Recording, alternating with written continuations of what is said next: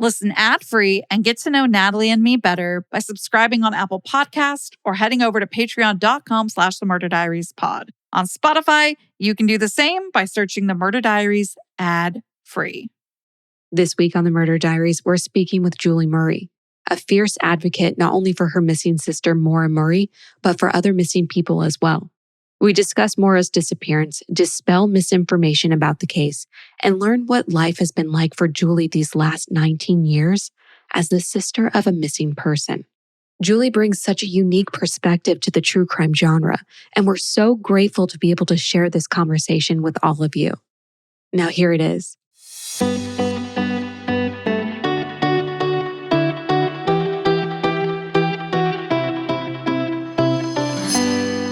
So thank you so much for being here today, Julie. It's honestly an honor. We have been watching your TikToks for quite a while now, so we're so honored to have you on the podcast. Well, I'm so happy to be here. Thanks for giving me this space to talk about my missing sister. I always jump at the opportunity when I get reputable, ethical creators such as yourself. So thank you for your approach. Oh, that means a lot, of course. Yeah, that's so sweet. Seriously, thank you so much for those kind words. Now, Maura's case, it's not one that not a lot of people know about in the true crime space. It's gotten a lot of coverage since she went missing in February of 2004. But what we don't always get to hear about is who Maura was. Can you tell us a little bit about your sister, who she was, what she was like, what your favorite memory is with her?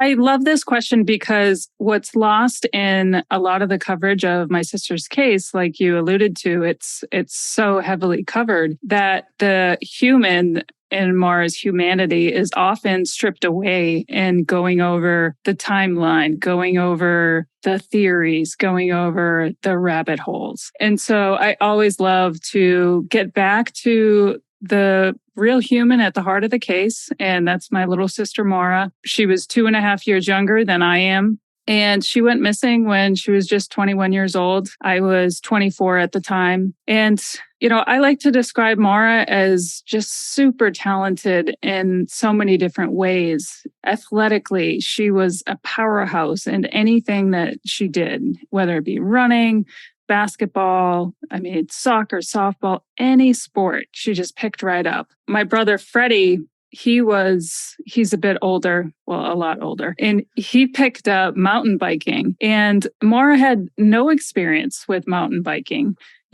on trails with roots and rocks and dirt, but she just jumped right on and kept up with him. And so it's things like that that really kind of captures how talented she was. So she had that going for her. And she also was so smart. I'm talking about, almost perfect SAT scores. So she scored a 1420 on her SATs, which is astonishing. And so she had those two things going for her. But Maura was not the one to ever brag about how talented she was. She couldn't take a compliment. She would blush, super introverted. Everybody in my family is introverted, to include myself. So it's ironic. I'm always out here on these podcasts, but it's just one of those things that, if you're in my position, you have to just suck it up and do it because, if I don't do it, then who else is? And she's missing and she's voiceless. And so I owe it to her to talk about who she actually was because, like I said at the beginning, her humanity's kind of been stripped away and people forget about, we're talking about a young woman with her whole life ahead of her, was very, very talented.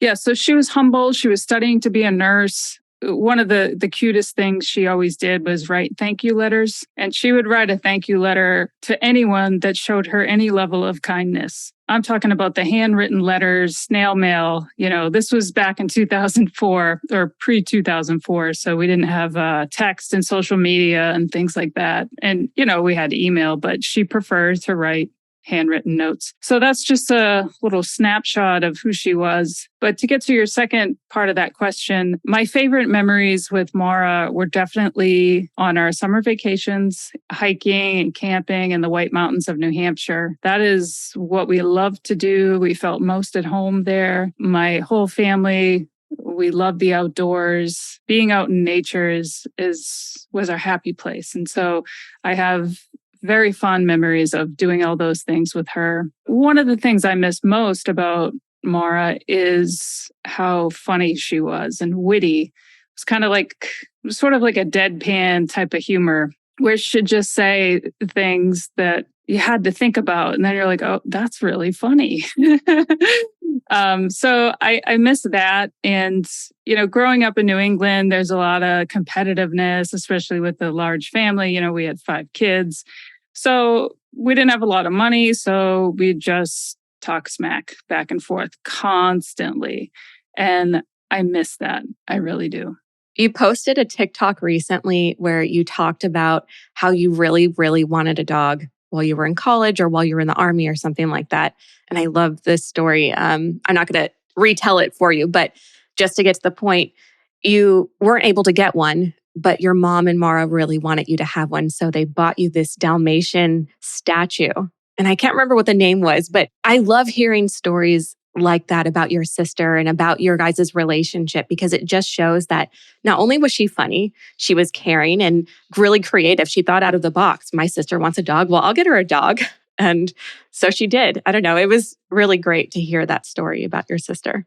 Yeah. And that's the first time I shared that. I've had that dog since before Mara went missing, and it's gone everywhere with me. And through my moves and traveling, it's down a leg. So, but it's one of the things I'll treasure forever because it was just so typical Mara. She got me this ceramic dog, and when I got it, I was just shaking my head, and then obviously started to laugh. But she actually named it Spike, and Spike has been with me for 20 years now.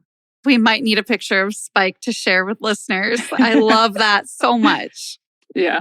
You recently did a multi-part series on TikTok about some misinformation going on in Mora's case. And one piece of misinformation that was mentioned in that series and that really kind of stuck out to us and really struck us was this piece of misinformation is out there. My family is complicit in Mora's disappearance.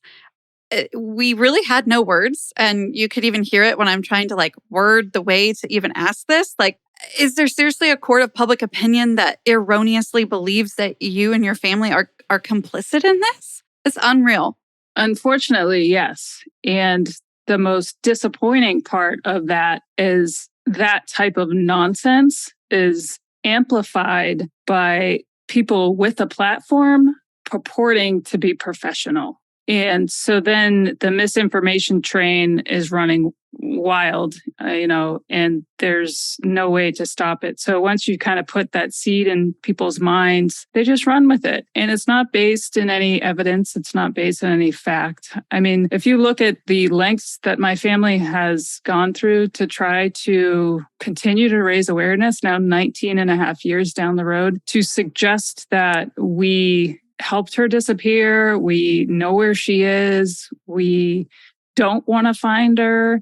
The things that people will say are just sickening, for lack of a better word. Yeah, but it's true. I mean, there's a school of thought that my family is suspicious, and then if you look at what we have done, that doesn't make sense, right? So my dad was screaming for the FBI early on. And so what family screams for the FBI if we're actually hiding Mara? And the emotional and psychological turmoil that a family like mine goes through, it's hard to put into words. And to suggest that we did this and we know the answers is it's kind of laughable, It is. It's really sick. And it doesn't make any sense either. Like you're saying, your family, specifically, you and your dad have been on the circuit for 19 and a half years. It's not like you're getting paid for your time and energy and emotional toll that all of it takes. Why would you put yourself through this if you were trying to cover your tracks? It makes no sense. Yeah, I mean, that and the fact that I'm very much introverted. I'm not comfortable putting myself out there. I'm not comfortable being as vulnerable. I've gotten better at being vulnerable because I think there's value in that. But this isn't something that I choose to do. I'm not doing this for my own benefit. for people to think that, it makes me question them and their motives and, what narrative they're trying to push. It also brings into question a lot of the discussion that's been started within the last couple of years of true crime ethics. Like, are we really victim blaming here? And you know what I mean? Like, why are we pointing the finger at a family that's just trying to get help? And I feel like this conversation about true crime ethics has been brought up about, if you're going to be talking about true crime, try and do something with a good reason of why. Why are you doing this? Why would someone spread this misinformation? What is their intention behind it? It's insidious. Right. I love that, the way that you worded that, because it's right. You have to look at the intention behind these type of behaviors, and that's going to get you to potentially the reasoning behind it. And I think that's definitely the case in that piece of misinformation that's been swirling around online. And the other thing about it is, once you put an idea out on the internet, you can never take it away. It is there forever. And the real people at the center of the tragedy that have to wake up with it every single day, they're thinking about those type of things. We're seeing what you're saying about us, and it's very hurtful, and it causes so much pain, and it's just nonsensical. It's almost like this idea that because a case is out there in the media, especially one like Maura's that a lot of people could reference and say, this is what happened, this is when it happened, because of the amount of coverage, there's almost like this entitlement to their opinions on it and about you and your family, as if it's like a movie, like it's not real, when in reality, this is you and your family's life every single day since February 2004. Awful. Right. Yeah. I mean, Maura's been used and treated with that sense of entitlement, like she's a piece of public property. And the problem with Maura's case is that there are so few answers that you can literally fill in the gaps with anything that you want and build this narrative at the expense of the real humans, just trying to stay afloat every single day and get through. And we have to remember, Maura is still missing, right? So there's still investigatory efforts that are happening, even now, 19 years later. So my family is obviously heavily involved in still trying to find her, and then having this additional burden of trying to battle people online to defend ourselves against negatives. It's very challenging, and it's unfair. It's almost like you're screaming it into the void, because there are so many other voices spreading and retelling these lies that have been put out there. Well, that's what it feels like a lot of times. It feels like, and what's interesting is sometimes when I expose some evidence or things that contradicts narratives that aren't based in fact, people ignore it. They ignore the facts because guess what? It's a better story if it's more salacious. It's more sensationalized. So we don't want to go into the boring details of why that couldn't possibly happen. People want to be entertained on the backs of a family suffering such a tragedy and having to live it for 19 years. And we see that with a lot of other cases, not to derail completely away from your sister, but recently Ryan Murphy's show on Jeffrey Dahmer was back in the news because he received 13 Emmy nominations for the show. That's much to the chagrin of the families who actually are, related to the victims. They are protesting that this man even decided to make this fictionalized version of what happened to their loved ones. And people are still rewarding him for his efforts in making this horrific piece of art. And that's in quotes. And people can't see me doing the air quotes, but you know what I'm saying, right? Yeah, I mean, it is definitely re-traumatizing. And I can't imagine what those families are going through when they weren't even given the basic courtesy of a heads up. To have to sit down and see that it's got millions and millions of views and it's the worst day of your life without even a heads up. It's disgusting. Paige mentioned your TikTok series about misinformation, and there were other parts in addition to the one we covered. Do you mind going over the other pieces of misinformation out there so we can clear it up once and for all? Yeah, I mean, there's so much misinformation. I couldn't possibly go through it all. But some of the things that I see repeated over and over and over again are the fact that Mara hit a tree, or the accident was staged, or all of these theories. But people fail to realize that my family had the vehicle analyzed. So every vehicle has the equivalent of an aircraft black box. And Mara's Saturn that was found up in New Hampshire had it's called a SDM, a sensing diagnostic module. And it basically tells you what happened leading up to the accident. So we have that, and we know that there was 2 impacts that had caused airbag deployment, and they happened 2/100ths of a second apart from each other. So it wasn't like 2 separate accidents. So what I believe is the car probably went off the road, and that was the first alert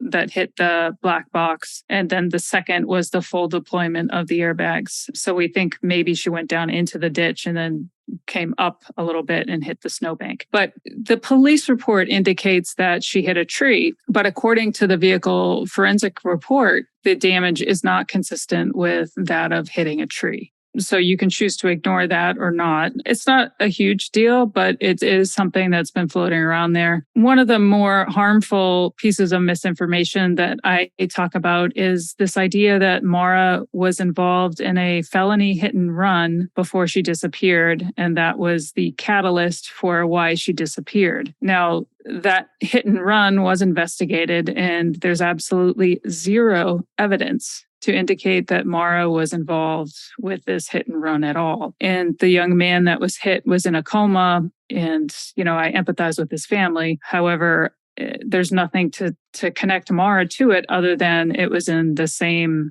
location at UMass. So to suggest that Mara is this criminal on the run, it's just not ethical. It's not helpful.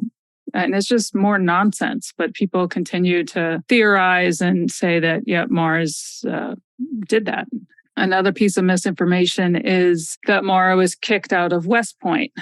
Now, Mara did get in trouble at West Point. She stole $5 worth of makeup, and she had to go through this honor board process, which is a West Point cadet run trial, for lack of a better word. And she was going through that process, and it hadn't concluded before she decided to leave West Point and go to UMass. And I went to West Point as well. So I know the system, and I know that some of my friends did far worse and were either turned back a year, meaning they had to repeat a whole year, or they had to go into the regular army and serve as a lower enlisted soldier for 6 months to a year. But it's rare for people to get kicked out. It's just painting this picture of Mara that's not true. And what that does is it allows people to rationalize their exploitation. So if you paint this victim of this tragedy or this missing person as somewhat less than, then they're undeserving of resources, and we see it all the time with victim blaming. Oh, she was asking for it. She wore, her skirt was too high or short or whatever.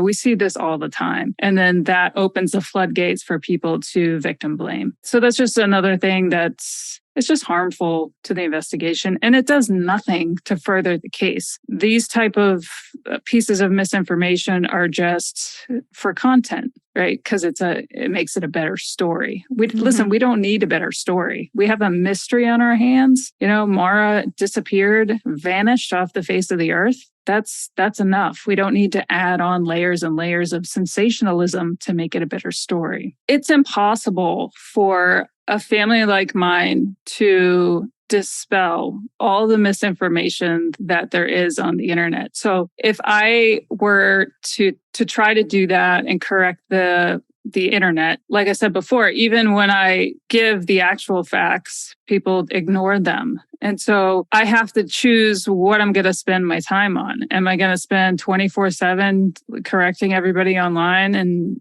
or am I going to look for my missing sister and work with PIs and investigators to actually make some progress in finding her? Because that's what's most important for my family. So, yeah, I mean, it is difficult. It would be like a full-time job, maybe for like more than one person, probably, to do that when it comes to Maura's case, at least. Yeah. And the other thing that exacerbates the problem is we are all looking at every decision that Maura made as a 21-year-old, still developing young woman and dissecting every single decision under a microscope. Like you said, I would hate for someone to look at the decisions I made when I was 21. Mm-hmm. And then you can take those decisions and in isolation create a narrative about what that means about her. And that's kind of how these theories and these rabbit holes develop, is you're just looking at these small decisions in isolation instead of the totality of the human, the multidimensional human that was young and still developing and made mistakes. I'm not condoning any of her poor decisions by any means. Is stealing bad? Of course. Is lying bad? Absolutely. Have I lied before? Yeah, I think we all have. Have we made dumb decisions? Yeah, especially when we're in our young 20s. So I think people lose sight of that sometimes, and they just look at individual decisions that Maura made that, don't paint the full picture. We're so excited to launch our journal entries series. You can listen ad-free to the journal entry series by joining our Patreon at patreon.com/themurderdiariespod or subscribing on Apple. If you're on Spotify, you can also search The Murder Diaries ad-free and listen there. So you're probably wondering what journal entries are. And if you've ever had a bestie, you know that you can be on the phone with them forever. Or at least that's how Paige and I's relationship is. We can be on the phone with each other for 45 minutes and not even blink an eye. So that's what these journal entries are. They're going to be things we're reading, watching, and just shooting the shit with each other. That was kind of gross sounding, but... So join us. We can't wait to have you there. For $2.99, you can join us ad-free. Again, head over to Patreon, search The Murder Diaries ad-free on Spotify, or subscribe on Apple. We'll see you there. Bye. I can tell you feel very protective of her. She's your little sister. I have a little sister. She's 2 years younger than me. So same age. Like we're all 2 years apart from our sisters. It's tough when people say things about your sister and you're a little bit of a mama bear comes out, even though you're her sibling, but you want to protect her. And especially with your sister not being there to, like you said at the beginning, she's voiceless. You're her only voice, you and your dad. And I can't imagine how it must feel it must be frustrating, like to go to bed every night to hear people saying these lies. Yeah, it's infuriating. But again, you have to decide what's worth your time and energy. I mean, I could, make myself so angry to the point where I'm paralyzed, and I can't make any further progress on what is happening in the investigation or people or emails I need to respond to or people I need to talk to. And that's a disservice to Maura because she's still missing. She deserves to be found. So again, a lot of times in these cold cases, it's the family that that burden falls on. So I owe it to Maura not to get distracted, right? And everyone in my family has been drugged through the dirt, myself included. I mean, I could go on the internet right now and Google myself or go on Reddit and see what a horrible person I am or how suspicious I am or what a liar I am. But that doesn't help me. That's not my goal. My reputation online or on Reddit, that means nothing to me. I want to find my sister. And so the rest of my family, there's been crazy insinuations against my family, my dad especially. But we've always had Maura as our North Star. And so we ignore the trolls, ignore the distractions because it's not what's best in a missing person case. How do you compartmentalize that, though, and focus on that North Star, that, the memory and Maura, in the metaphorical spirit here, if I may use that terminology? How do you focus on that when you see these, a rotten article and the misinformation and things that are being said that are awful about you or your family? How do you compartmentalize that? Well, it's easy for me because I know that if I were missing, Maura would be doing the same exact thing. And she needs me to stay focused. She needs my family not to get distracted. And so that makes it easy. Does it hurt? Yeah, of course it hurts. of course it hurts. Like I said, I'm an introvert and I'm reading all this stuff about myself online. It's just, it boggles my mind sometimes too. I'm like, why do these people even care what I'm doing? Or, let's find Mara. Why couldn't we work together and solve this mystery instead of wasting time talking about how my family is suspicious? I mean, it's ridiculous. That's so true, though. With all the energy and time they're spending repeating these things, imagine all of that effort being put towards spreading Mara's story, spreading her name, her image, her likeness. You know what I mean? So many more people would hear about her. And maybe that many more people would have their eyes open, or because someone has to know something. Someone knows something. Someone either saw something, has heard something, and it's so much a disservice, all of this noise that's going on. It's noise. Yeah, that's what it is. It's just noise. It's not furthering the case in any way. We could go on and on about the misinformation because, we're definitely getting heated with you and can't imagine you yourself how it could feel. There's no way. But I think one of the things that we would like to kind of clear up is there's not a lot of evidence as to where Maura was headed when she was driving on Route 112, besides a MapQuest that had Berkshire and Vermont. Where do you and your family hold or believe today that she was going that night? Of course, you have a lot of history out in the mountains that way, but where do you guys view that she was going? Well, the short answer is we still don't know what her destination was. Mm-hmm. What's interesting is we do know that she looked up directions to Burlington, Vermont, and she called a condo owner in Bartlett, New Hampshire. So Bartlett is a place where my family vacationed multiple times a year. It was our home away from home. We felt at peace there. Like I said in the beginning, it was our happy place. But here's the thing. Burlington and Bartlett are very two separate geographical locations. They're separated by 2 hours. So the day that she went missing, she's looking up two very different locations. It's not like she was looking up Bartlett, New Hampshire and say North Conway, New Hampshire, which are pretty close, maybe 20 or 30 minutes drive. We're talking about a 2-hour drive.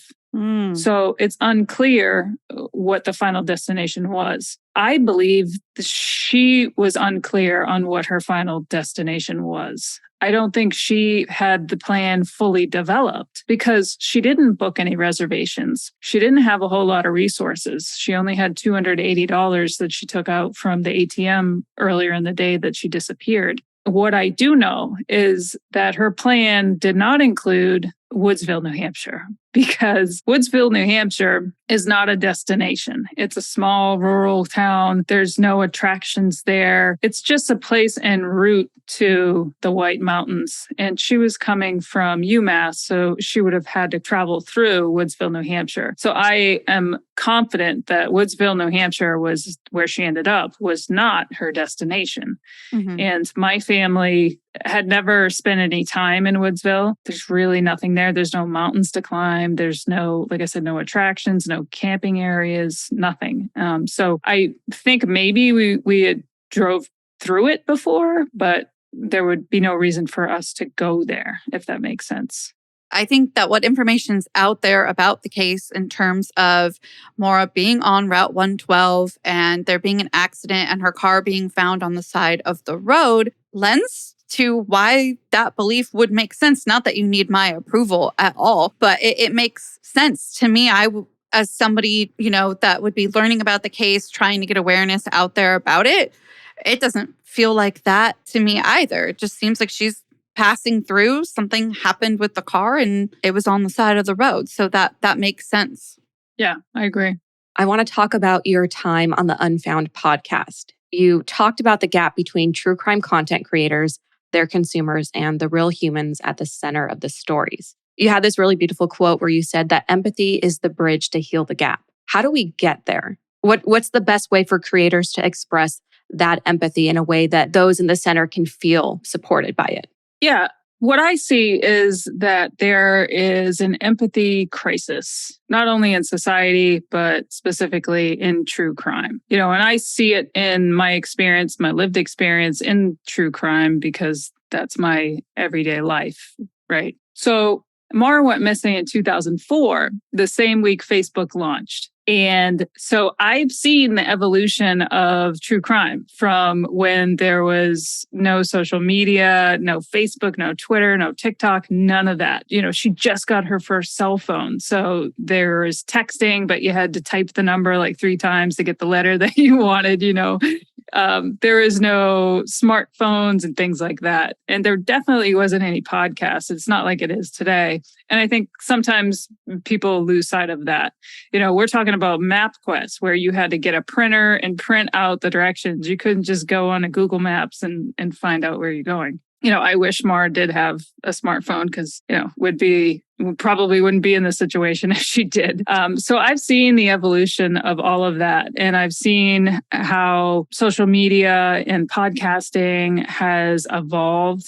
And there was a period where it was ugly. There was a period where I felt like people were just peering into our lives and Mara's lives and looking at us as if we were characters for entertainment. Now, in recent years, there's been a switch. It's gotten better where people are realizing that these are real stories, real humans, real emotions, and the words that you say, whether it be on Twitter or on a podcast, affect the real humans that are left behind in the wakes of these tragedies. And I realized that there was something missing. And what was missing was this scarce resource that is called empathy. And so I've been advocating for an infusion of empathy into the true crime space because I've felt the power of it. Number one, I've felt what it can do, how transformative it can be when you have a better understanding of the real humans and the victim. And I've also felt the pain of its absence. So I've lived through those dark times and this evolution of the true crime genre. And what empathy does, it's a superpower. It allows creators and consumers to connect with the real humans at the center of the tragedies. That is so very important because a lot of these family members and survivors and victims feel alone and they isolate and they're afraid to talk about their experiences. They might be afraid of backlash or somebody twisting their words or being exploited. And so they kind of turtle up and just go through that grieving process on their own. And I've been there and I know what that feels like. And it was only when I started to connect with people that I felt safer coming out and talking about my sister and talking about her humanity and who she was as a human and being more vulnerable myself, although I'll still get criticized for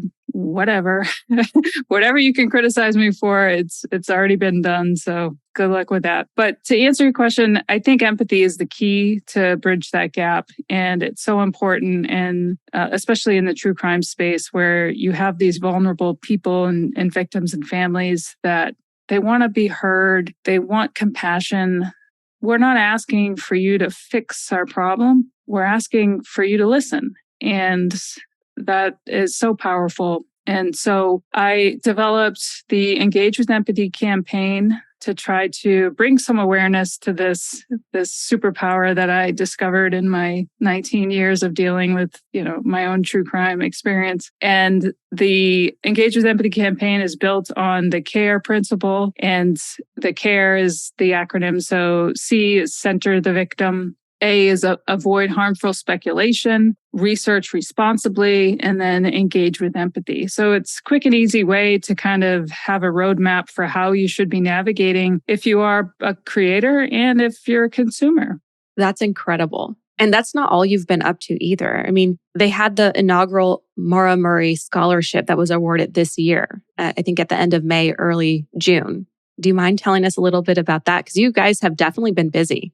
Oh yeah, and we got some stuff coming up that has been keeping me busy too. But yeah, this past fall, I had some help from some other advocates, and we launched or developed the first annual Mara Murray Scholarship Award. And it was a way to empower another young student athlete that had that same fighting, competitive spirit that Mara had. And it was a positive way to honor her. And so we handed it out, my dad and I, at our high school that Mara and I both graduated from this past spring. It was great.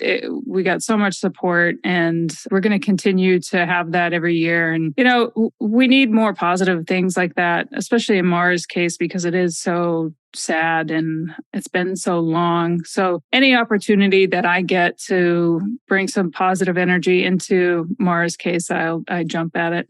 You and your family have spearheaded the search for Maura over the last 19 years, and it is so very clear that you're not going to be stopping until you get the answers that you all and Maura deserve. Do you have advice for those who are going through the same thing, who it might just be happening to now? Because it happens every single day that people go missing. Yes. And I have received emails and calls and messages from other people going through similar circumstances. Every case is different, obviously. But the first thing I tell people that reach out to me is you're not alone. And that immediately connects with the other person and the other family is struggling with this, because think about it. There's no preparation you can do for this type of thing. There's no guidebook you receive when your sibling goes missing. You don't know what you're doing. You're just doing the best you can. You're just focusing on the next thing and trying to keep yourself from spiraling. And it's easy to do because as the days tick by and then the years, and then the decades, you start to lose hope. And that is a danger zone for families, because you always want to hold out hope that maybe you're not going to, find the body, or maybe you're not going to find out who did it. But the hope for my family is maybe we're going to find an answer. There's no such thing as closure for something like this. Closure's for real estate. It's not for tragedies. Resolution is our hope, and to get some answers. So I tell people you're not alone, and that's been helpful. People have connected with me, like I said, and listened and made me feel less isolated. And that was super helpful. And they did through understanding and listening and compassion and empathy. And that's why I go back to how powerful that is. It's going to help these humans get through this very, very difficult time. Another thing that I tell people is to ask for help. You're not the only one that has had to navigate whatever circumstances you're going through. So don't be afraid to ask for help. And also, don't be afraid to say no. Before we went on, I talked about how at first I would say yes to everything, yes to any sort of attention that I could get on Mara. But I realized not all of the attention was good, and not all of the attention was in Mara's best interest. So you can protect your energy, and you can say no to things that make you feel uncomfortable, and you can say no to preserve your own mental health, because the families are the ones that have to carry the burden, like I said before. And if you're not healthy enough to do it, or in the right place to do it, you're not going to be as effective. Honestly, a couple of quotes from today that are really sitting with me is like the empathy crisis, and pretty much everything that you were just talking about. It's amazing. I think another kind of spot to close up this interview and episode, is there any up-to-date information or anything regarding what your family has going on, or Maura's case, that you would like to let our listeners know? That you're able to share, of course. Mm-hmm. Yeah, well, specific to Mara's case, we always have something going on. And it's crazy to think of that 19 years later, we still have a list of people to talk to, places to look at, things to search. For instance, tomorrow, Saturday, we have a private search, at an area of interest. For me, that helps me stay focused. Like I said, I've been harping on staying focused on the investigation. So we're constantly doing things. And one of the things that I'm doing, and as you guys know, is I'm going to continue to talk about Mara until I don't have a voice any longer, because that is what is going to solve this case, is that awareness, reaching that one or two people that may know something. Because I've said it so many times, I believe Mara's case is solvable.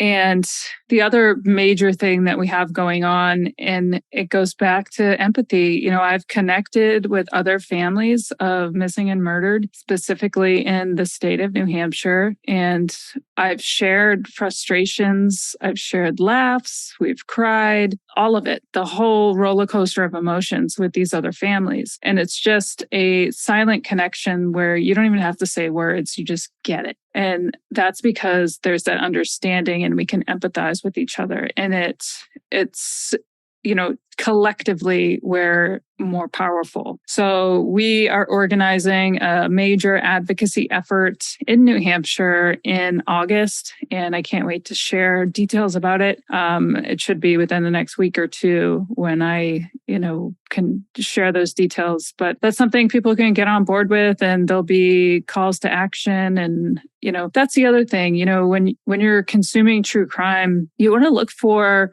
what can I do? Like, what sort of advocacy avenues do I have? Am I just listening to this podcast to entertain myself on the drive to work or while I'm cleaning my house? Or is there a call to action? My friend Sarah Turney, her podcast is amazing because after every episode, there is that specific call to action. Here's what you can do. And it's not any major muscle movement. It could be as simple as sharing a missing person's flyer, a click of a button, using social media for the good that it can do, especially for these cases. So when you're consuming true crime, always keep an ear out for, are these creators offering any sort of advocacy or help?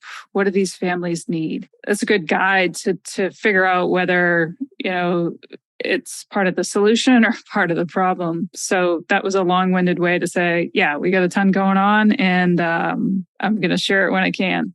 We'll definitely be staying tuned for those updates on your TikTok and social media platforms. Can you let our listeners know where they can find you, where they should be looking for those updates? Yeah, I'm on TikTok, and my handle is at Mara Murray Missing. And I got to tell you the story about TikTok. So what I love about TikTok, I don't like, I hated it at first because you have to be vulnerable and you got to be on camera and all this stuff. But what I've found is that being able to connect with people and having people see me and look into my eyes has done wonders for making that empathy bridge and that gap between consuming and the real humans closer.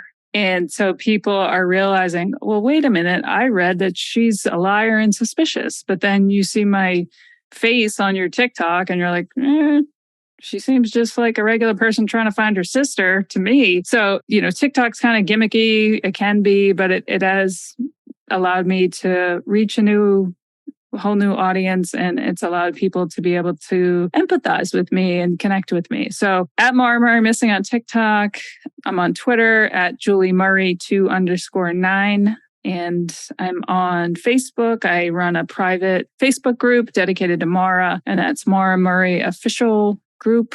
I think that's the name of it. It's a long name and you have to request access. So that's the family one. And then the website, I keep updated with all the different podcasts and interviews and news and all of that. And that's maramurraymissing.org.